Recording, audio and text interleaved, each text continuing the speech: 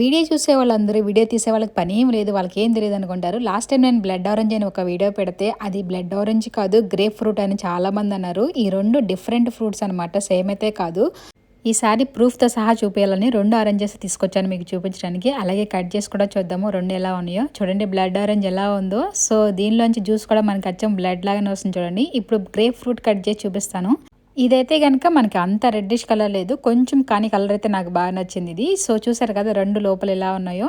So blood orange grape fruit 2 same కాదనమాట. ఇప్పుడు juice చేసి చూద్దాము. జ్యూస్ అయితే ఇంకా మనకి క్లియర్గా తెలుస్తుంది కలర్ వచ్చేసి.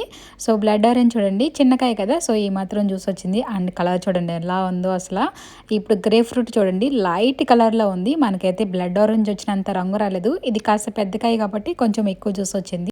జ్యూస్ తీసిన తర్వాత చూడండి రెండింటి జ్యూస్ డిఫరెంట్ ఎలా ఉందో. ఇదైతే కొంచెం లైట్ కలర్లో ఉంది. బ్లడ్ ఆరెంజ్ అయితే నిజంగానే బ్లడ్ కలర్లోనే ఉంది చూడండి. ఇప్పుడు టేస్ట్ చేసి చూద్దాం 2 సేమ్ ఉందో లేదంటే డిఫరెంట్గా ఉందో. ఫస్ట్ అయితే బ్లడ్ ఆరెంజ్ టేస్ట్ చేస్తాను.